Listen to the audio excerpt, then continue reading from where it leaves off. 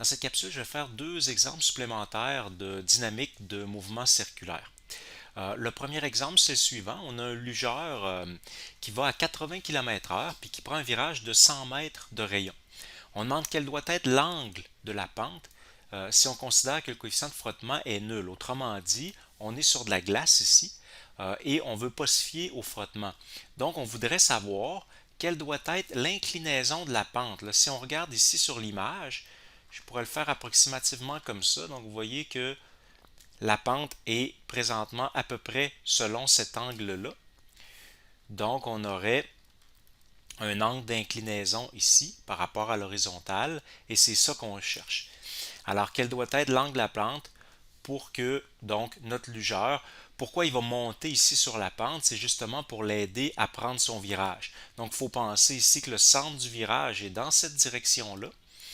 Puis c'est un virage de 100 mètres de rayon. Donc, vu du dessus, on a quelque chose qui ressemble à ceci. Donc, on a un rayon, ça serait le rayon du virage de 100 mètres. Ça, c'est vu du dessus. Donc, c'est bien un mouvement circulaire, puisque donc, le lugeur effectue un mouvement circulaire. Alors, c'est un problème de dynamique aussi. Donc, première chose à faire, dessiner les forces qui s'exercent. Donc, on va dessiner ici le poids. Donc, on aurait, je le mets à peu près au centre de gravité, ce n'est pas si évident sur l'image qui est ici.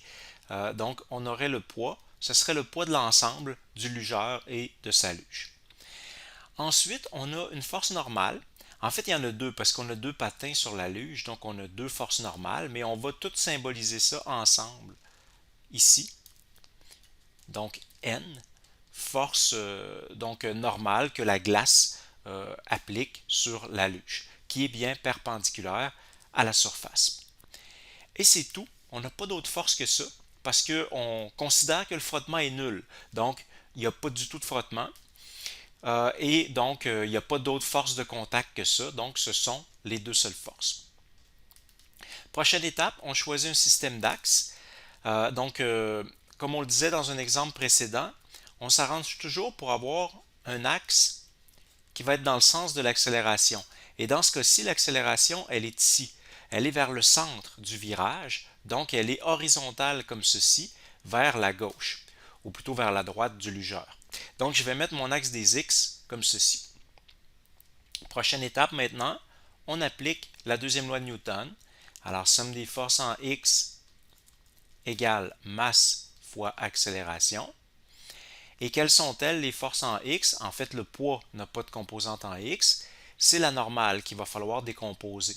Donc, si je le fais ici, comme ceci, pour la normale, euh, l'angle qui est ici, notre angle du plan, se retrouve, je vais le mettre peut-être en bleu, se retrouve ici. Donc, c'est l'angle qui est ici. Vous voyez, ce sont des angles alternes internes, ce que je viens de dessiner là. Donc, si on a θ ici, ça veut dire que ici en rouge, on a 90 moins θ, puisque j'ai 90 entre la normale et le plan. Et donc notre angle θ revient, je vais la remettre en bleu, notre angle θ revient ici. Ça veut dire que la composante en x de la normale, ça sera n sinus θ. Donc on va avoir n sinus θ. Pour ce qui est du signe, c'est vers la gauche ici, mais donc c'est vers nos x positifs, donc c'est bien positif. Et ça, c'est égal à la masse fois l'accélération. Et l'accélération, ben, c'est l'accélération centripète, puisqu'on est en train de prendre notre virage. Et cette accélération-là est bien positive aussi, puisque le x est vers le centre du virage, donc c'est positif. Alors, qu'est-ce que ça veut dire, cette équation-là? Ça veut dire que la composante horizontale de la normale, c'est elle qui sert de force centripète. Donc, c'est elle qui permet au lugeur de pouvoir prendre son virage. Si on regarde qu'est-ce qu'on a là-dedans, ben, on n'a pas la normale encore. L'angle θ, on la cherche. On n'a pas la masse de l'ensemble. Tout ce qu'on a, c'est le V et le R. D'ailleurs, on peut peut-être convertir les unités ici. Là. 80 km/h, ça donne 22,2 mètres par seconde. Et ensuite, le rayon, lui, est déjà en mètres. Donc, on pourra le remplacer. Je pourrais le faire tout de suite, pourquoi pas. Donc, 22,2 au carré sur 100 Donc, on va avoir ceci. Encore, il y a trop d'inconnus. N, θ, M, donc trop d'inconnus. On pourra terminer le calcul tantôt. L'autre équation, c'est en Y. Alors, on va dire somme des forces en Y. Cette fois-ci, ça va être 0 parce qu'en Y, il n'y a pas de mouvement. Vous voyez, la luge ne va pas monter ni descendre. Donc, il n'y a aucun mouvement selon l'axe des Y. Alors, la somme des forces en Y donne 0. Qu'est-ce qu'on a en Y? On a la composante verticale de la normale. Donc, celle-là, on va la trouver avec un cos. Puis, on a le poids qui est en Y également. Donc, N cosinus θ moins mg égale 0. Ce qui veut dire qu'en fait, N cos θ va être égal à mg ou n égale mg sur cosinus θ. Alors, c'est ça qu'on va venir remplacer en haut. Donc, on va remplacer la normale par mg fois sur cosinus θ. Et ensuite, fois sinus θ égale m fois 22,2 au carré sur 100. Alors, on remarque que la masse s'annule, comme ceci. Donc, encore une fois, on arrive avec une situation où la masse n'a pas d'importance. Autrement dit, la pente que l'on va trouver va être la même, peu importe la masse de l'objet. Puis ensuite, on a le G. Alors, ça, on le connaît. Puis on a tout ce qu'il faut l'autre bord, donc on peut trouver notre angle. D'ailleurs, on a un sin sur un cos, ce qui donne une tangente. Donc, on va avoir tangente θ égale 22,2 au carré sur 100 fois G, si j'envoie le G de l'autre côté. Et donc, on peut calculer le côté droit et isoler notre angle. Ça nous donnerait 26,7 degrés pour l'angle en question. Bon, ça a du sens. On a une vitesse qui est quand même assez élevée, mais un virage de 100 mètres, ce qui est quand même assez grand. Donc 26,7 degrés, ça a quand même du bon sens. Une petite note ici, là, dans les chapitres précédents, souvent quand on avait un problème de plan incliné comme ça, on inclinait notre système d'axe comme ceci avec le plan incliné. Mais dans ce cas-ci, ça ne serait pas opportun de faire ça parce que comme on est en mouvement circulaire, on sait que l'accélération, elle est horizontale, elle est dans le sens vers le centre du virage. Donc, il faut vraiment orienter notre système d'axe comme ceci. Sinon, si on l'avait mis comme ça ici, là, le problème qu'on aurait eu, c'est que somme des forces en x égale masse pour accélération. Ben, notre accélération, elle aurait été comme ceci. Donc, il aurait fallu la décomposer. On aurait eu une composante en x de l'accélération puis une composante en y de l'accélération. Ça n'aurait pas été impossible à résoudre, ça aurait été juste un petit peu plus compliqué. Donc, mieux vaut avoir un des axes selon l'accélération. Notre deuxième exemple, ça va être l'exemple 7.2 que vous avez dans le volume, c'est le pendule conique. D'abord, qu'est-ce que c'est qu'un pendule conique? C'est une masse qui est attachée au bout d'une ficelle comme ça et qui tourne selon une trajectoire circulaire. Donc, vous voyez, ça ressemble à ceci. Alors, vous voyez la masse qui tourne. Il s'agit d'imprimer le mouvement de rotation au départ, puis ensuite, donc, la masse va tourner comme ça. Donc, quel est l'énoncé de notre problème? On dit un pendule conique constitué d'un objet au bout d'une corde qui tourne, donc c'est ce qu'on vient de dire, puisque la corde forme un angle phi, donc qui est représenté ici avec la verticale, et cet angle-là est constant. Donc, tout le long de la rotation, l'angle demeure toujours le même. Donc, le pendule conique trace donc la surface d'un cône, c'est pour ça qu'on l'appelle comme ça. Donc, on nous pose deux questions. Quel est le module de la vitesse V? Alors, le module de la vitesse, il va être exprimé en fonction des deux variables qui sont là, donc L et phi, qu'on considère comme des valeurs connues. Donc, à la fin, on va avoir une réponse algébrique. L'autre question, c'est quelle est la période de révolution, T? Donc, en fait, le temps que ça prend pour faire un tour.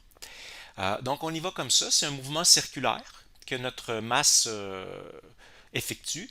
Donc, on applique les équations du mouvement circulaire. La première chose à faire, comme d'habitude, c'est de dessiner les forces. Et il n'y en a que deux ici des forces. On va avoir le poids de l'objet, donc Fg, et la force de tension dans la corde. Bon, je l'ai fait un peu croche ici, là, mais on a la force de tension dans la corde. Donc, c'est nos deux forces. Ensuite, le système d'axe. Alors, je m'arrange ici pour que j'ai un axe qui soit en direction de l'accélération. Ça va être mon axe des x, puisque bien sûr, l'accélération ici, là, ça va être vers le centre de la trajectoire. Donc, c'est l'accélération radiale ou centripète. Ensuite, on applique les lois de Newton. Alors, somme des forces en x égale masse fois accélération. Et l'accélération, dans ce cas-ci, ça va être notre accélération radiale, puisque notre axe des x est vers le centre. Qu'est-ce qu'il y a une composante en x? C'est seulement la tension. Alors, vous voyez, le poids n'a pas de composante en x. Notre angle phi revient ici. Donc, notre composante en x de la tension, ça sera t sinus de phi. C'est positif, puisque c'est vers la droite. Donc, c'est vers l'axe des x positif. Donc, le signe est positif. De l'autre côté, on a ma. Et le a, ça va être notre vitesse au carré sur r. C'est l'accélération centripète. Ça aussi, c'est positif, parce que c'est selon l'axe des x positif. Donc, les deux sont positifs. On a un problème semblable avec ce qu'on a obtenu souvent jusqu'à maintenant, c'est-à-dire qu'on a un peu trop d'inconnus. Donc, la tension est inconnue. Phi, on considère que c'est une valeur connue, mais la masse n'est pas connue. V, c'est ce qu'on cherche. On pourrait par contre aller un petit peu plus loin avec le rayon de la trajectoire. Donc le rayon de la trajectoire, c'est ça ici, là, le rayon de la trajectoire circulaire. Or, il y a un lien, bien sûr, on a un triangle rectangle ici. Il y a un lien avec la longueur du pendule et l'angle phi. On voit bien ici que R va être égal à L sinus de phi. Puisque L, c'est ça ici, c'est l'hypoténuse, et donc on a le côté opposé. Alors on pourrait remplacer, on pourrait faire une étape de plus ici dans notre équation. On pourrait écrire que R, qui est au dénominateur ici, est égal à L sinus de phi. Ceci dit, on a quand même trop d'inconnus, donc M, T et V, donc trop d'inconnus. On va continuer avec l'axe des Y. Alors on va dire somme des forces en Y. Ça va être 0 dans ce cas-ci, puisqu'en Y, pendant qu'on est en rotation, la masse reste toujours à la même hauteur. Donc, il n'y a pas de mouvement en Y. Ça veut dire que la somme des forces en Y est égale à 0. Et qu'est-ce qu'on a en Y? On a la composante verticale de la tension dans la corde, qui sera T cosinus de phi, et on a le poids qui est vers le bas. Et donc, la somme de ça donne 0, ce qui veut dire que T cos de phi va être égal au poids. Alors, évidemment, ça nous permet d'isoler T et de revenir le remplacer ici. Donc, si je le remplace ici, T, ce sera mg sur cosinus de phi. Ensuite, on a sinus de phi égale mv carré sur L sinus de phi. Vous voyez, on a un problème qui ressemble un peu au lugeur qui prenait son virage tout à l'heure. C'est une situation vraiment très différente, mais mathématiquement, ça se ressemble beaucoup. Donc, encore une fois, les masses s'annulent, ce qui fait que la masse n'a pas d'importance. Encore une fois, on trouve G tangente de l'angle à gauche. Et ensuite, on va avoir V carré sur L sinus de phi à droite. Et on peut donc isoler notre vitesse puisque c'était ça le but.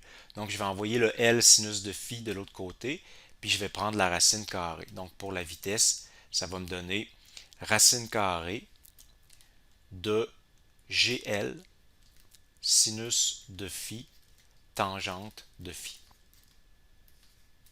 Voilà. Donc, ça serait l'expression de la vitesse du pendule. Alors, il faudrait que j'aille numériquement la valeur de L et de phi pour pouvoir la calculer. L'autre question, c'était la période de révolution. Donc, la période de révolution, on pourrait la trouver avec la vitesse, dans le fond. La période, donc on pourrait dire la vitesse, c'est la distance parcourue, 2πr sur le cercle, divisé par le temps que ça prend, donc la période de révolution. Alors, on peut isoler comme ça notre période de révolution en disant ça va être 2πr sur V. Puis, le R, on avait dit tantôt que c'était L sinus de phi. Donc, on peut le remplacer par ça. Puis, pour ce qui est de la vitesse, on vient de le calculer en haut. C'était racine de GL sinus de phi tangente de phi. Donc, on a tout ça. On peut réorganiser un petit peu mathématiquement, là. Bien sûr, on a un L sinus de phi en haut, racine de L sinus de phi en haut, en bas, c'est-à-dire. Donc, on pourrait rentrer tout ça en dedans de la racine. Donc on aurait 2pi racine de, il va nous rester en haut L sinus de phi, puis en bas on va avoir seulement G tangente de phi. Donc on peut encore organiser un peu puisque tangente de phi c'est sin sur cos, donc il y a un sin qui va s'annuler, il va nous rester juste un cos en haut. Donc on va avoir au bout du compte 2pi racine de L cosinus de phi sur G. Donc ça serait ça qu'on aurait à la fin. Pour se demander si ça a du bon sens ou pas, vous voyez la période de révolution, elle dépend de quoi? Elle dépend de la longueur du pendule. Plus il est long, plus ça va être long. Donc ça, c'est assez logique. On peut même l'essayer, prendre quelque chose, puis le faire tourner. Donc attacher quelque chose au bout d'une corde, puis le faire tourner pour vérifier si la période est effectivement plus longue pour une plus longue corde. Puis ensuite, l'angle. Vous voyez, cosinus de phi. Si on avait un angle qui serait relativement élevé, donc très penché, à ce moment-là, le cos devient plus petit. Alors le cos diminue avec l'angle, donc ça ferait une période plus courte. Et c'est logique aussi. Imaginez que votre pendule est très penché. Il va falloir le faire tourner plus vite, en fait, pour que ça puisse fonctionner. Donc la période va être courte. Tandis que si c'est moins penché, ben, vous allez pouvoir le faire tourner plus lentement. Donc vous allez avoir une plus longue période. Le mieux, ça serait de l'essayer. Donc si on pouvait prendre un objet, l'attacher au bout d'une corde, puis l'essayer, on pourrait voir si expérimentalement notre formule a du sens.